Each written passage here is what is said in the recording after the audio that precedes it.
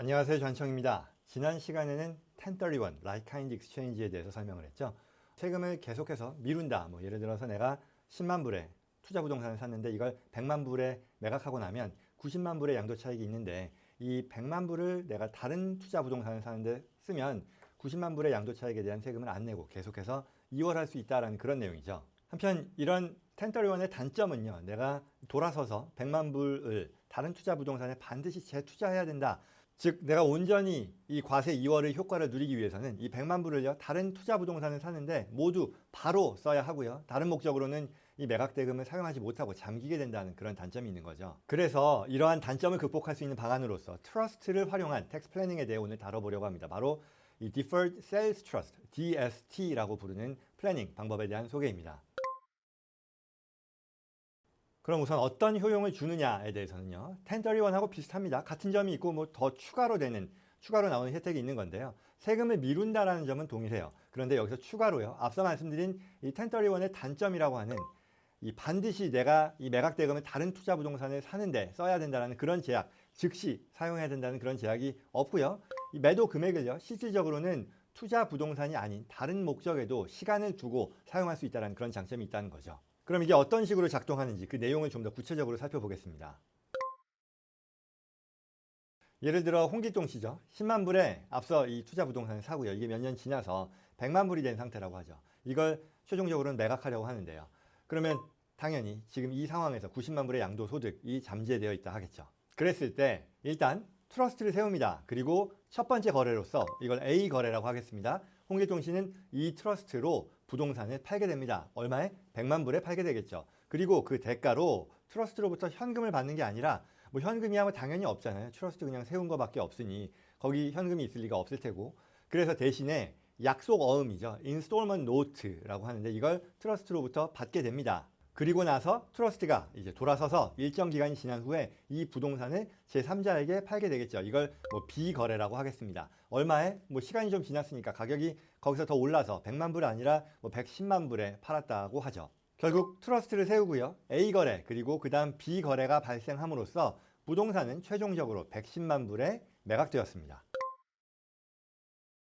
그럼 이걸 통해 얻을 수 있는 장점 또는 해석에 대한 부분 역시 좀 더 구체적으로 살펴보면요. 첫 번째는 과세가 이월됩니다. 이 A 거래를 먼저 보면 홍길동 씨가 트러스트로 부동산을 매각하고요. 이에 대해 인스톨먼트 노트를 받는 거라고 했잖아요. 세법은 이에 대해 일반적으로 개인이 매도 거래를 하고 이에 대한 대가를 할부로 받기로 할 경우에는 실제 현금으로 받게 되는 금액에 대해서만 그때 이익을 인식하게 합니다. 말하자면 여기서 홍길동 씨는 10만 불에 대해서 10만 불이 원가죠. 이 원가인 부동산을 100만 불에 팔았으니까 90만 불이라고 하는 잠재 양도소득이 있는데 이걸 현금으로 바로 받는 게 아니라 할부로 이 인스톨먼트 노트를 통해 받는 거잖아요. 아직 현금을 받은 건 없는 거죠. 따라서 이 시점에는 이익을 인식하지 않고요.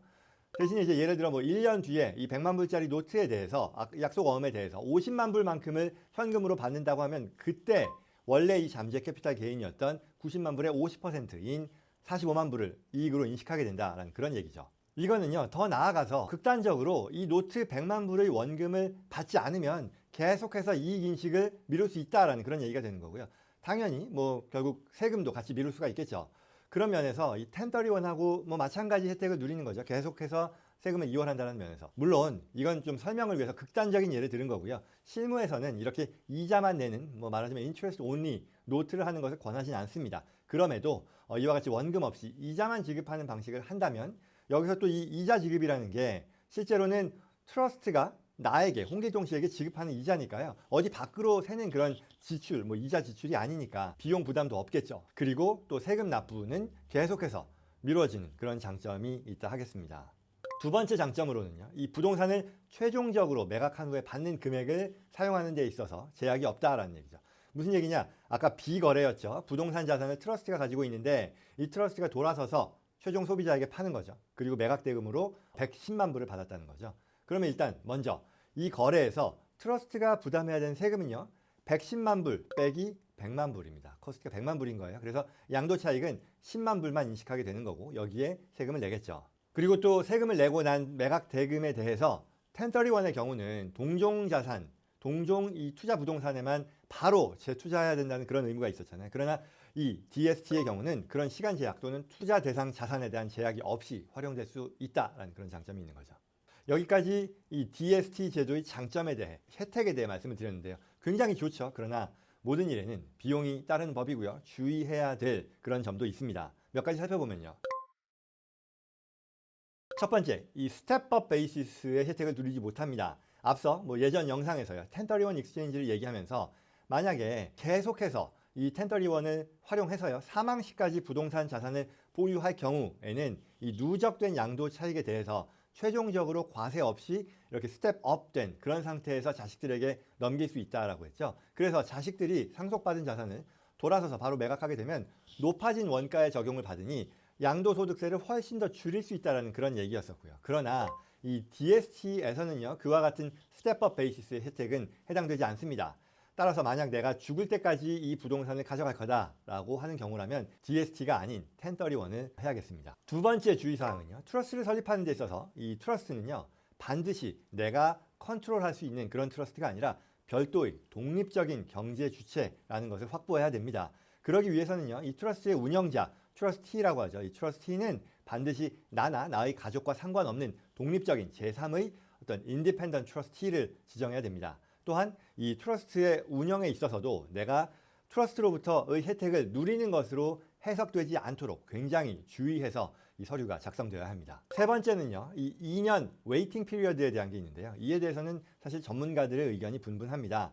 우선 이 2년 웨이팅 피리어드라는 말은 앞서 이 홍길동 씨의 사례를 놓고 보면 홍길동 씨가요, 트러스트로 자산을 옮기고 나중에 이 트러스트가 옮겨진 자산을 최종적으로 매각할 때를 말하는데, 이 기간까지 트러스트에서 최소한 2년이 지나야 한다는 그런 내용이거든요. 제가 이제 보통 영상을 준비하면서 관련 법 조항을 들거나 이에 대한 전문적인 설명은 최소화하려고 하는데, 이번 경우는 어쩔 수 없이 좀 말씀을 드려야 할 것 같고요. 지금 말씀드리는 이 DST의 내용이 세법 453조와 관련된 내용인데요. 이 453조에 따르면 만약 관계인들 간의 거래라고 간주가 되면 최종 매각이요, 최종 소비자에 대한 매각이 2년 이내에 발생할 경우 이 할부 거래를 통한 혜택을 불인한다라는 내용이 나옵니다. 무슨 얘기냐?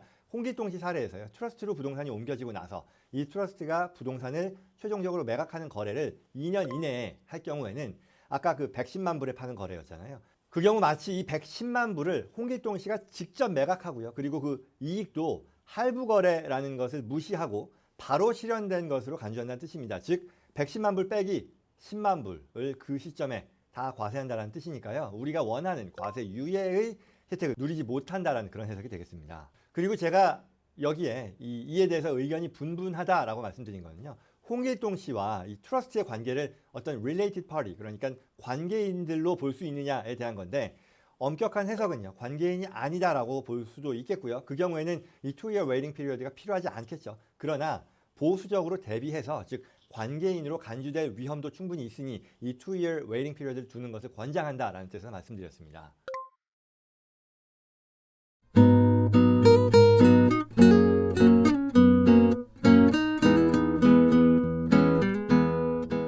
여기까지 이 DST, Deferred Sales Trust에 대한 소개였습니다. 정리하면 1031과 같은 과세 유예의 혜택을 주지만 매각 대금을 사용하는 데 있어서 1031과는 달리 제약이 없는 그런 추가의 장점이 있는 활용 방안이라고 하겠죠. 이런 장점에도 불구하고요, 또 혜택을 보실 분들이 적지 않을 거라 생각합니다만 의외로 모르는 분들이 많은 것 같아요. 따라서 이 영상 보시는 분들께서 많이 활용할 수 있게 되기를 바라겠습니다. 물론 이거는요, 개념은 그렇게 어렵지 않게 이해하실 수 있겠지만 실제 진행은 단순하지 않습니다. 고급의 트러스트를 굉장히 엄격한 이런 트러스트를 만들어서 진행해야 되고요. 또 앞서 말씀드렸듯이 인디펜던트 트러스티를 고용하는 것도 있고요. 당연히 큰 혜택을 가능하게 하는 것인 만큼 관련 준비 과정이 철저해야 합니다. 특히 세법은요, 한국이나 다른 나라도 마찬가지겠지만 미국의 IRS와 같은 과세 당국은 어떤 경우에도 어떤 정당한 비즈니스 목적 없이 세금을 회피하기 위한 목적만으로 이루어진 거래라 판단할 경우에는 이를 불이할 권한이 있습니다. 오늘 설명한 내용 세법 453조라고 했는데요, 여기도 그런 내용이 있습니다. 따라서 별거 아니네, 이거 쉽게 할 수 있는 거겠네 라고 생각하지는 말아야겠고요. 제 영상을 통해서 주된 개념을 쉽게 이해하고 내가 여기에 해당이 되고 또 효용을 누릴 수 있지 않을까 싶으면 놓치지 말고 주변의 전문가와 상의해야겠다라는 생각을 하시는 게 좋겠습니다. 특히 앞서 설명한 이 2-year waiting period가 있다는 것을 감안하면 최종 매각을 계획하는 그 기간 이전에 미리미리 시간을 두고 계획을 짜고 준비해야겠죠. 이상 오늘 준비된 영상 이것으로 마치겠습니다. 도움이 되었길 바라고요. 저는 다음 시간에 뵙겠습니다. 고맙습니다.